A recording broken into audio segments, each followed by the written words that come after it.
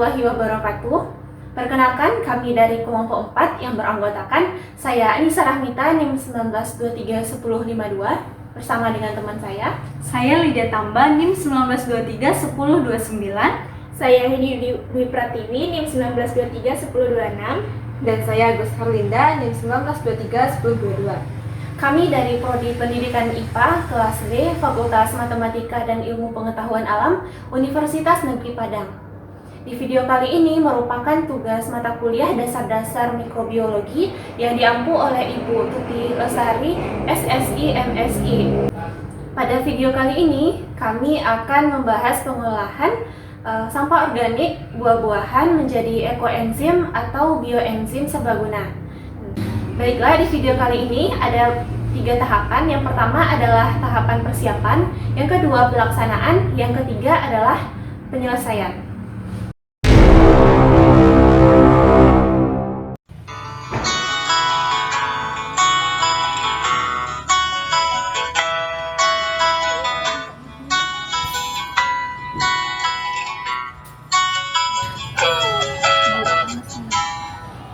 Duh, panas nih. Butuh yang seger-seger. Aku tahu apa yang segar-segar. Tunggu ya.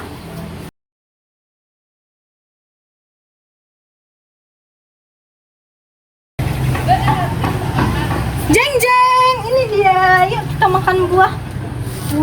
Yuk kita makan buah. Yuk. Aku mau yang jeruk aja deh. Jangan, kamu yang salah aja. Ih, kan aku mau yang jeruk. Jangan, aku yang jeng.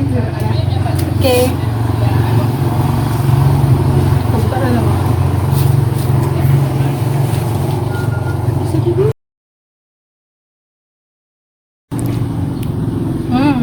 Asam.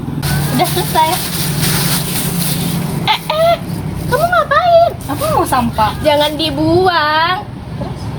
Ini sampahnya bisa dimanfaatkan. Salah satunya untuk bioenzim. Tahu nggak bioenzim itu apa? Dia emang dia yang cerita apa? Nah, kalau mau lebih jelasnya, yuk kita tonton dulu penjelasannya.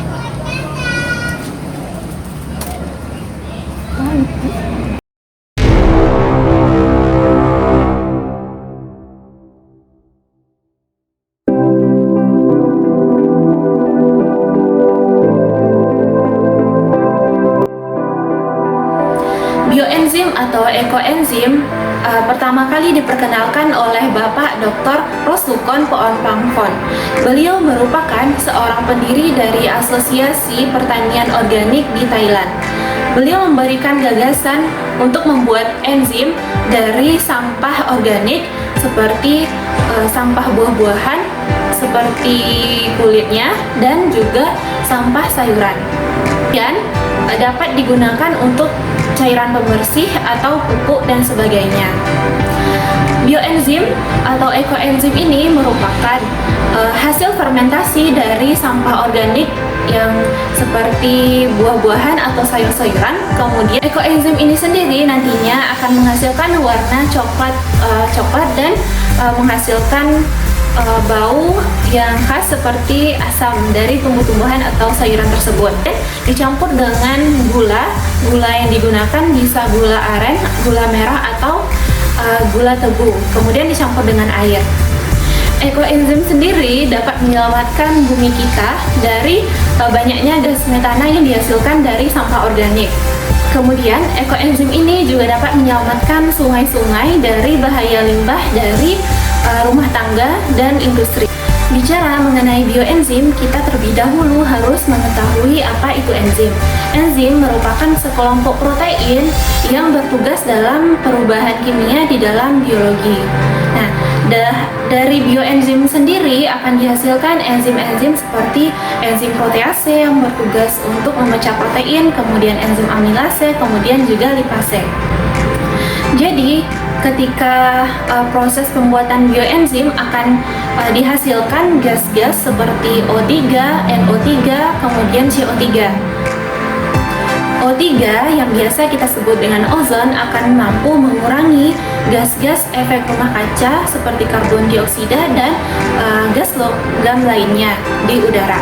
Kemudian NO3 dan CO3 sendiri akan bertugas menjaga udara di atmosfer tetap bagus. Jadi gas O3, NO3, kemudian CO3 tadi akan menurunkan efek rumah kaca sehingga tidak terjadi pemanasan global.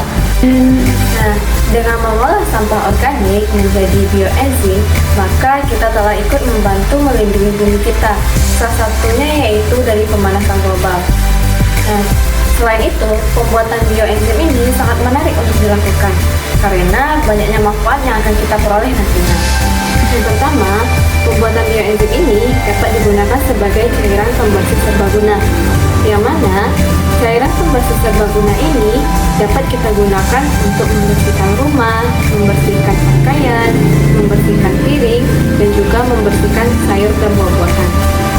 Yang kedua, pembuatan bioenzim ini dapat digunakan sebagai pupuk tanaman, yang mana pembuatan bioenzim ini dapat digunakan untuk menyuburkan tanah, menyuburkan tanaman, mengusir hama, dan juga untuk meningkatkan kualitas tanaman. Nah, yang ketiga, pembuatan bioenzim ini dapat digunakan untuk mengusir hama, yang mana selain untuk mengusir hama pada tanaman, ternyata pembuatan bioenzim ini dapat digunakan untuk mengusir hama atau hewan yang ada di dalam rumah. Nah, misalnya hewannya ini seperti kecoa, nyamuk, lalat, dan sebagainya. Yang keempat, pembuatan bioenzim ini ternyata juga dapat digunakan untuk mengolah air limbah dan lumpur. Nah, yang kelima, pembuatan bioenzim ini ternyata ramah lingkungan, yang mana di dalam bioenzim tersebut juga mengandung antibakteri yang signifikan dan juga mengandung anti-inflamasi. Nah, yang terakhir, dengan pembuatan bioenzim ini, maka kita sudah ikut melestarikan lingkungan di sekitar kita. Yang mana dengan kita mengolah limbah atau sampah organik menjadi bioenzim, maka kita telah mengurangi dari penumpukan limbah yang berbahaya bagi lingkungan sekitar kita. Dan juga dengan pembuatan bioenzim ini berarti kita telah mengurangi penggunaan bahan kimia yang berbahaya yang dapat membahayakan dan merugikan lingkungan sekitar kita. Sekali bukan manfaat dari pembuatan bioenzim ini, nah tunggu apa lagi? Ayo manfaatkan sampah yang ada di sekitarmu untuk diolah menjadi bioenzim yang serbaguna.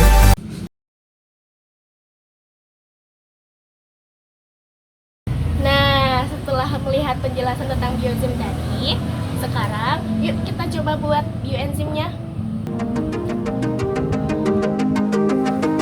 Nah, untuk membuat bioenzim ini terdapat 3 tahapan, yaitu persiapan, pelaksanaan, dan penyelesaian.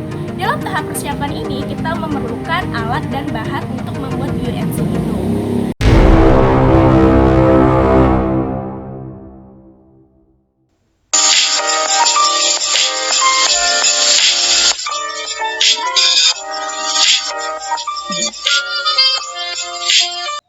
Yang pertama yaitu bahan. Bahan yang pertama kita menggunakan kulit buah. Di sini kita memakai 5 macam kulit buah, itu kulit buah jeruk, salak, pisang, kulit buah jambu biji, dan kulit pepaya. Di sini sengaja kita memakai 5 macam kulit buah itu untuk menghasilkan bioenzim yang maksimal. Karena dari setiap kulit buah itu akan menghasilkan enzim yang berbeda-beda pula. Kemudian selanjutnya ada bahan yang kedua yaitu gula aren atau bisa juga menggunakan gula pasir. Nah, di sini kita menggunakan gula aren seberat 50 gram. Nah, penggunaan gula dalam proses ekoenzim atau bioenzim yaitu sebagai sumber nutrisi bagi bakteri Acetobacter pseudomonas. Hal ini karena di dalam pembuatan bioenzim itu dilakukan dalam proses fermentasi. Nah, jadi dalam proses fermentasi, glukosa dirombak untuk menghasilkan asam pirufat, yang mana asam pirufat ini dalam kondisi anaerob yang akan mengalami penguraian oleh pirufat dekarboksilasi menjadi asetaldehid. Yang selanjutnya, asetaldehid diubah oleh alkohol dehidrogenase menjadi etanol dan karbon dioksida, di mana bakteri Acetobacter pseudomonas ini akan mengubah alkohol menjadi asetaldehid dan air. Yang selanjutnya, asetaldehid akan diubah menjadi asam asetat. Nah, jadi bakteri Acetobacter pseudomonas ini berpengaruh dalam proses fermentasi, di mana ini akan mendapatkan nutrisi dari gula tersebut. Dalam pemilihan gula, kami memilih gula aren karena setiap jenis gula itu memiliki komposisi gula yang berbeda, sehingga menghasilkan kadar alkohol yang berbeda-beda pula. Nah, gula aren ini mengandung asam amino bebas, yaitu lisin, tritopan, asam glutamat, asam aspartat, alanin, dan glisin. Nah, gula aren ini mengandung sukrosa kurang lebih 80% dibandingkan dengan gula tebu atau gula lainnya. Sehingga dengan semakin tingginya kandungan gula, maka semakin banyak pula volume yang dihasilkan setelah proses fermentasi. Nah, alasan lainnya kenapa kami memilih gula aren, karena gula aren ini memiliki komposisi gizi yang lebih baik dibandingkan dengan gula pasir. Mengkonsumsi gula pasir atau gula kristal putih sama saja dengan mengkonsumsi kalori yang tidak memiliki manfaat nutrisi. Nah, hal ini disebabkan karena kandungan nutrisi di dalam gula pasir sangatlah minim. Nah, sedangkan pada gula aren memiliki kandungan kalsium, fosfor, dan zat besi yang lebih tinggi dibandingkan dengan gula pasir. Selain itu, jika kita menggunakan gula pasir, maka nantinya akan menghasilkan bioenzim dengan volume yang lebih sedikit. Sedangkan jika kita menggunakan gula aren, maka nantinya akan dihasilkan bioenzim dengan volume yang besar. Dan juga pada gula aren ini memiliki gula molase, yang mana gula molase ini lebih bagus daripada gula pasir, yang mana gula molase ini dapat membantu proses fermentasi dalam pembuatan bioenzim nantinya. Dan bahan yang terakhir yaitu ada air seberat 900 gram.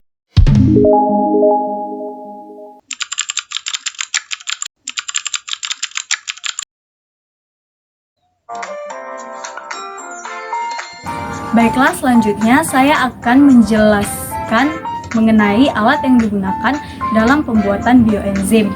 Yang pertama adalah wadah berupa botol air mineral berukuran 1,5 liter atau botol berukuran besar. Penggunaannya atau rumus yang digunakan dalam penggunaan adalah 60% dari wadah ini akan kita isi air, atau ketika kita ukur dengan penggaris, ketinggian botol ini adalah 17 cm.